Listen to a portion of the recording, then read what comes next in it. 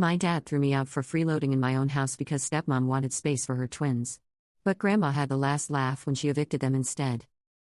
I, 24F, never thought I'd be writing this, but I really need advice.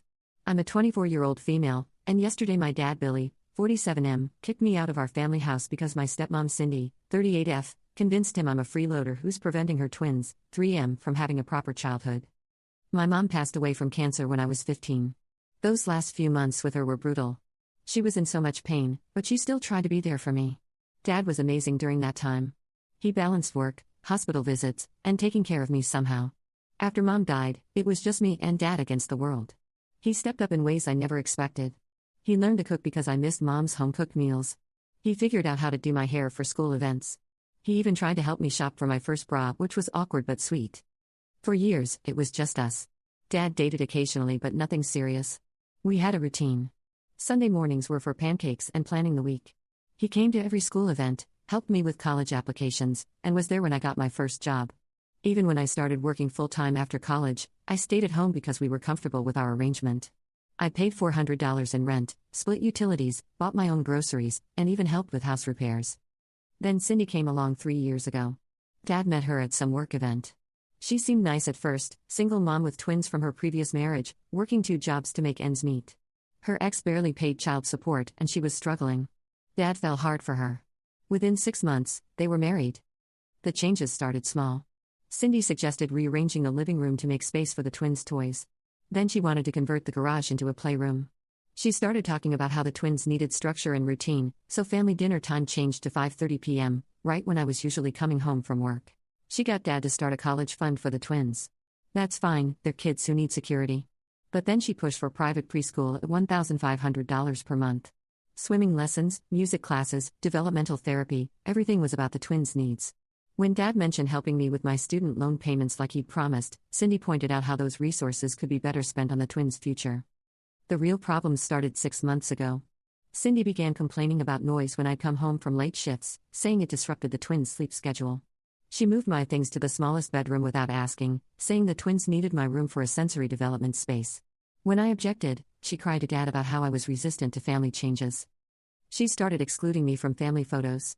She'd plan family outings when I was working, then post on social media about family time with sad faces because someone always chooses work over family. When relatives visited, she'd talk about how hard it is having an adult child at home, how it prevents them from being a real family. The manipulation was constant. If I ate dinner in my room because I got home late, I was antisocial. If I spent time in common areas, I was disrupting the twins' routine. If I tried to play with the twins, I was interfering with their schedule. If I didn't interact with them, I was cold and unfriendly. Yesterday, I came home to find my things in boxes. Cindy had spent the day packing up my room. She told Dad that my presence was stunting the twins' emotional growth and that they needed my room for their development. She said I was old enough to live on my own and that I was taking advantage of Dad's guilt over Mom's death to avoid adulting. Dad actually sided with her. He said I needed to think about what was best for my little brothers. When I reminded him that I paid rent and helped with house expenses, he said that was just pocket change compared to what it cost to raise the twins.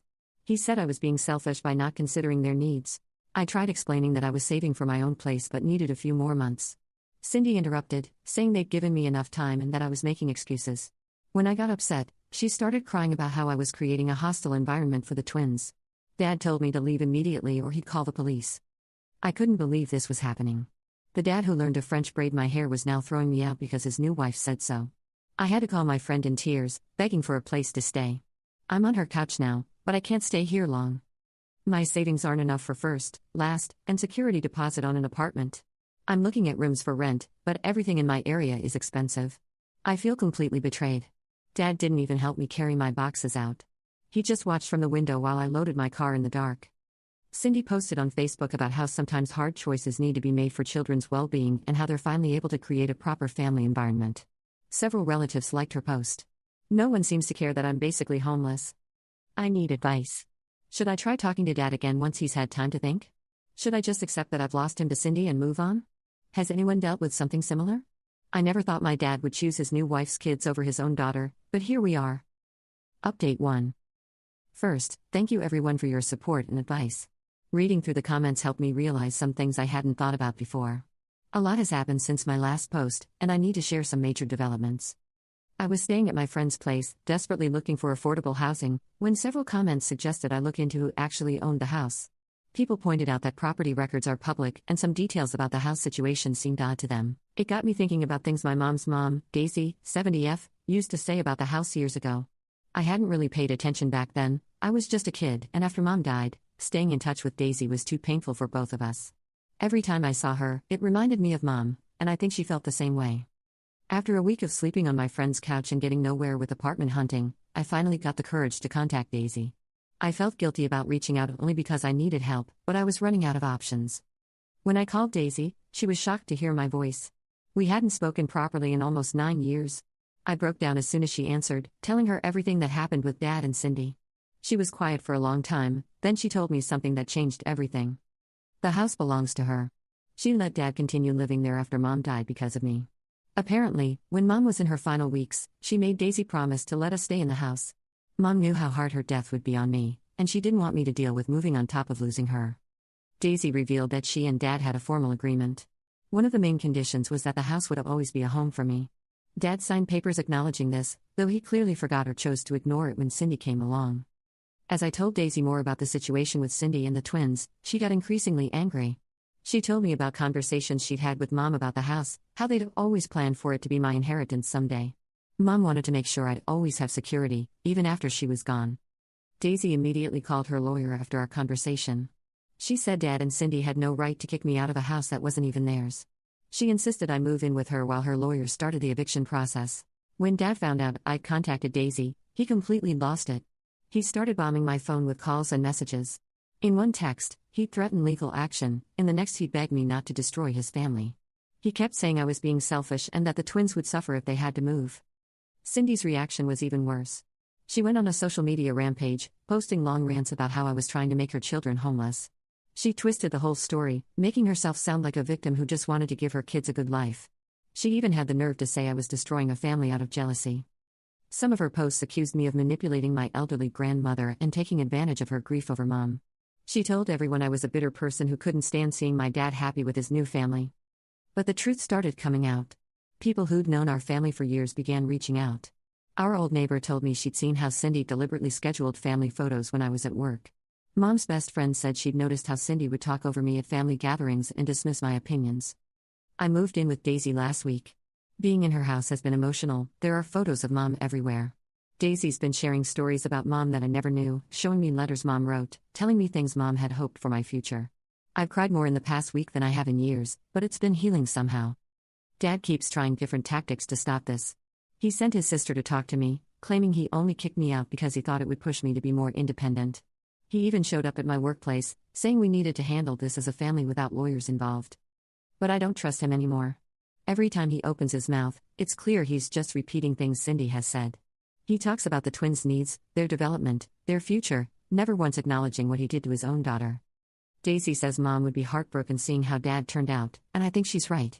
The dad I knew died with Mom, and this new person who lets his wife kick his daughter out of her own house, I don't know who he is. The eviction process is starting, and I know things will probably get uglier before they get better. But for the first time since this all started, I feel like I'm not alone. I have Daisy now, and more importantly, I have the truth about the house and about what Mom wanted for me. I'll update again when there are more developments. Right now, I'm trying to focus on healing and getting to know my grandmother again. Thank you all for giving me the push I needed to dig deeper into this situation. Update 2. Things have gotten intense since my last update. After the eviction notice was served, Dad and Cindy refused to leave the house. They just ignored all the legal notices and kept acting like they owned the place. Cindy even started renovating the backyard, saying the twins needed a proper play area. The past few weeks have been a nightmare of harassment and manipulation. Cindy started sending people to talk to me and Daisy. First, it was her church friends, telling us we were breaking up a family. Then her sisters came, crying about how the twins would be traumatized by moving. She even got her pastor involved, saying we needed to find forgiveness in our hearts. Every person Cindy sent had the same story, about how she was this amazing mother struggling to give her twins a better life, and how we were cruel for trying to take their home away. They conveniently ignored the fact that it was never their home to begin with. Dad tried playing the family card.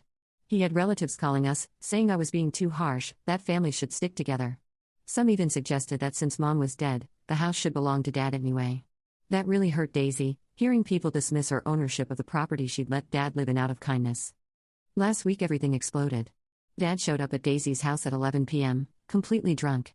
He started pounding on the door, yelling about how I was an ungrateful daughter. When we didn't let him in, he began screaming about how I was destroying his marriage and ruining the twins' lives. Daisy tried to calm him down through the door, but that just made him angrier. He started pushing against the door, trying to force his way in. He was shouting about how he'd raised me by himself, not true, and how I owed him everything. We could smell the alcohol from inside. The neighbors called the police when they heard the commotion. Before the police arrived, Dad was stumbling around the front yard, telling all the neighbors how his daughter had betrayed him and sided with her dead mother's family against his real family. It was humiliating and scary. The next day, Cindy ramped up her harassment. She started driving by Daisy's house multiple times a day, taking pictures and videos.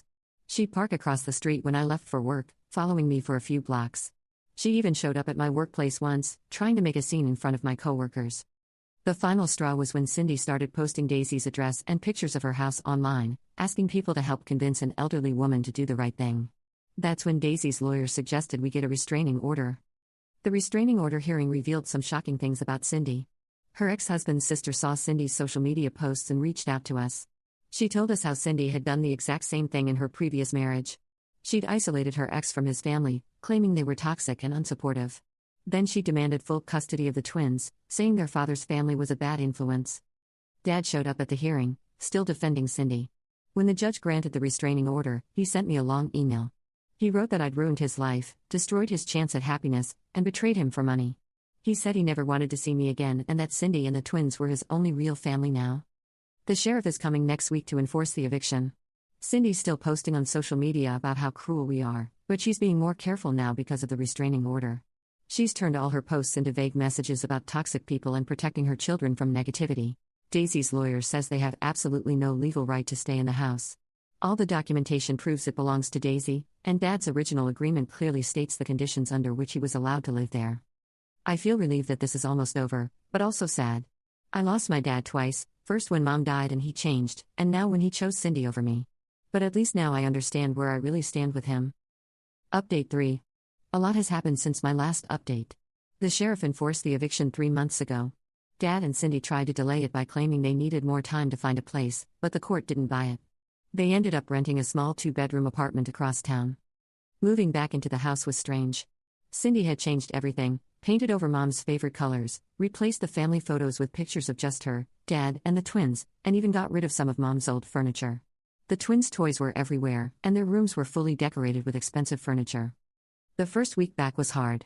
I kept finding little things that reminded me of how completely Dad had erased me from his life. He'd cleared out my childhood keepsakes from the attic to make room for the twins' old baby things.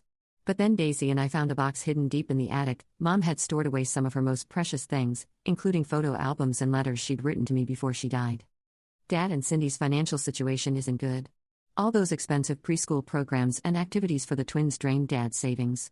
A mutual friend told me they had to cancel the twins' private preschool enrollment because they couldn't afford it anymore. Cindy's been complaining on social media about having to put the twins in regular daycare. Several relatives tried to guilt me into reconciling with Dad. My aunt said I should forgive him because he's still my father. My cousin suggested I let them move back in and we all try to work things out. But they don't understand, this isn't about the house anymore. It's about Dad choosing Cindy over me, about him throwing away 9 years of being a great single father for a woman who manipulated him. Daisy and I have gotten really close. She's been teaching me about property management and investments. She updated her will to put the house in my name, saying that's what Mom would have wanted. We have Sunday brunches now where she tells me stories about Mom's childhood and their family history. I got a promotion at work last month. Without the stress of living with Cindy and walking on eggshells in my own home, I've been able to focus better on my career. I've also made new friends who actually support me instead of telling me to forgive and forget. Dad hasn't tried to contact me since they moved. He changed his phone number and blocked me on social media. Cindy still posts passive-aggressive things about ungrateful children and how karma will get people who hurt innocent kids.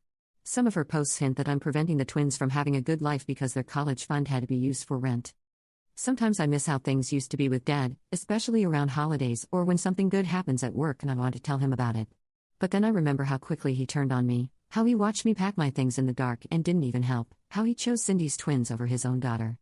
People ask if I feel guilty about what happened to Dad and Cindy. I don't. They made their choices. Dad chose to ignore the agreement he made about the house. He chose to believe Cindy's manipulation over his own daughter. He chose to throw away our relationship. Now they're facing the consequences of those choices. Daisy says Mom would be proud of me for standing up for myself. I think she's right. I'm finally at peace with everything that happened. The house feels like a home again, and for the first time in years, I'm actually excited about my future.